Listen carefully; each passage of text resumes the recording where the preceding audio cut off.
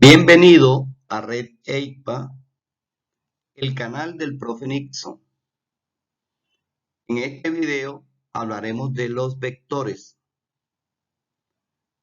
Explicaremos por qué es importante utilizar vectores para representar fenómenos físicos.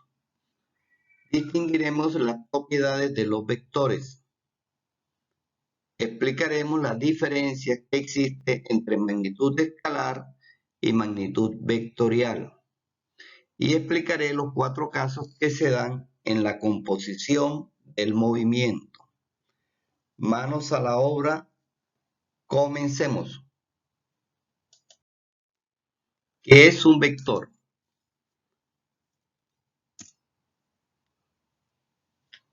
Un vector es un segmento orientado en el espacio. Los vectores se representan por flechas, identificadas por letras mayúsculas y una flechita encima que indica el nombre del vector y va a depender del fenómeno físico representado. Por ejemplo, ahí encontramos en su orden el vector de la aceleración, el vector de la fuerza, el vector de la velocidad y el vector del desplazamiento. Ahora observemos la siguiente imagen. Como pueden ver, la niña está aplicando una fuerza. Esa fuerza produce un desplazamiento de la silla de ruedas con la señora. En el vector fuerza podemos observar los siguientes elementos. El punto de aplicación, que es el punto donde se aplica la fuerza. El módulo, que es el valor de la fuerza. La dirección, que puede ser horizontal, vertical o inclinada. Y el sentido, que lo representa la cabeza de la flecha. Puede ser hacia el norte, hacia el sur, hacia el este o hacia el oeste. También puede ser hacia la derecha, a la izquierda, hacia arriba, hacia abajo.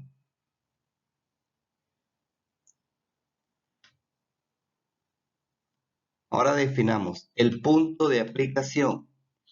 Es el lugar donde se ve aplicado el vector, generalmente coincide con su origen. El módulo se refiere a la magnitud del segmento y mide la intensidad de la magnitud, por lo tanto, siempre es un número positivo. Por ejemplo, 12 metros por segundo, 60 kilómetros por hora, 3 metros por segundo al cuadrado, 200 newton. La dirección es la recta sobre la que se soporta el vector o el ángulo que hace el vector con una recta de referencia, generalmente el eje X. El sentido está determinado por la orientación de la flecha. Situado en el punto final del segmento, indica hacia dónde se dirige el vector. Miremos las imágenes de los vectores.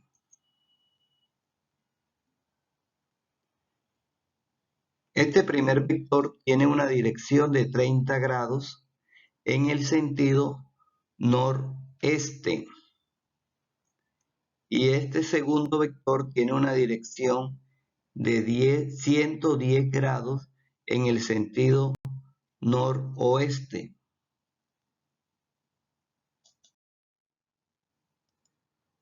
Ahora veamos los siguientes ejemplos. La velocidad del tren es de 40 kilómetros por hora en dirección horizontal hacia el oeste. La velocidad del globo es de 6 metros por segundo en dirección horizontal hacia el este.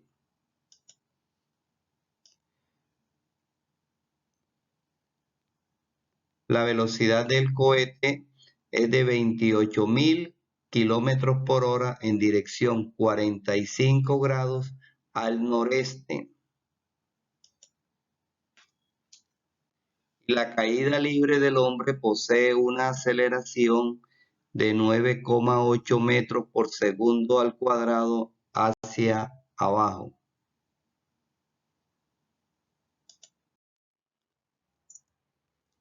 Magnitudes. Una magnitud es una propiedad medible de un sistema físico. Puede ser la temperatura, la velocidad, el volumen, el tiempo, etc. Las magnitudes se dividen en magnitudes escalares y magnitudes vectoriales. Las magnitudes escalares se pueden representar con un número y su unidad de medida. Ejemplo, la distancia de la Tierra a la Luna es de 384.400 kilómetros. La masa de verdura es de 2 kilogramos. El tiempo que dura este video es de 25 minutos. Magnitudes vectoriales son aquellas que quedan correctamente definidas indicando el origen, dirección y sentido, más la unidad de medida utilizada. Ejemplo, la velocidad del ciclista es de 12 metros por segundo hacia el este. El desplazamiento del helicóptero es de 500 metros, 60 grados hacia el noreste. Y la fuerza aplicada por el Señor es de 15 newton hacia arriba. En la naturaleza es posible observar que los cuerpos se mueven por acción de dos movimientos. Tal es el caso de las lanchas que navegan en un río. En algunos casos a favor de la corriente y otras veces en contra de la corriente. Cuando subes o bajas por una escalera eléctrica, se debe tener en cuenta la velocidad de la escalera y tu propia velocidad. Cuando el movimiento de un móvil es el resultado de dos o más movimientos simultáneos, se dice que está sujeto a una composición de movimientos. En la composición de movimientos vamos a considerar 4 casos. El primero, movimientos en el mismo sentido. Consideremos una lancha que se desplaza dentro de un río, cuya velocidad es de 5 metros por segundo hacia la derecha.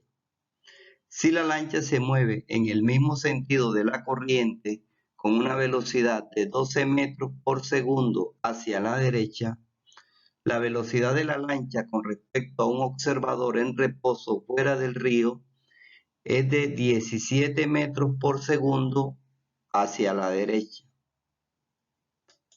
Segundo caso, movimientos en sentido contrario.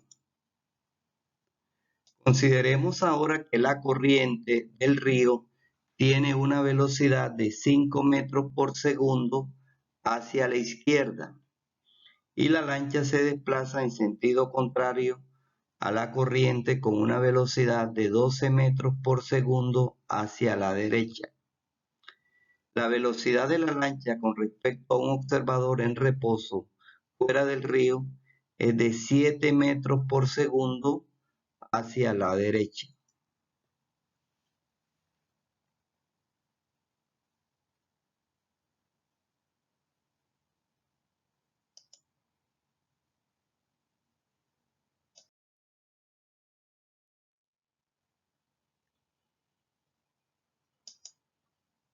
Tercer caso, composición de movimientos perpendiculares.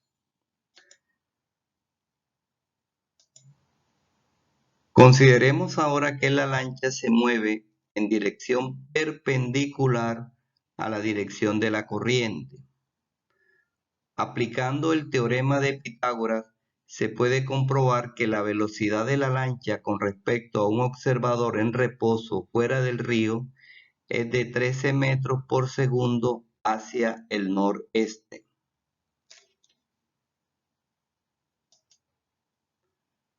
Cuarto caso, composición de movimientos uniforme cuya dirección forman un ángulo determinado.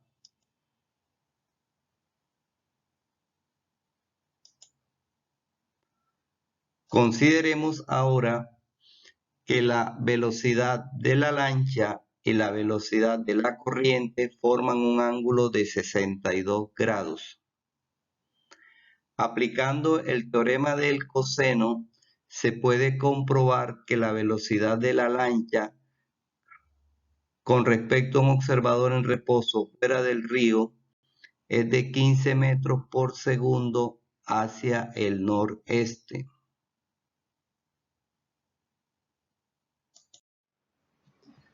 Bueno, joven, espero que este video te haya servido para fortalecer tus habilidades en el estudio de la física.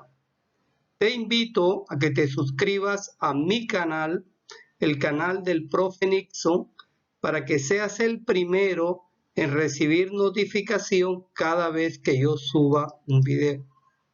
Bueno, chao, chao y éxitos.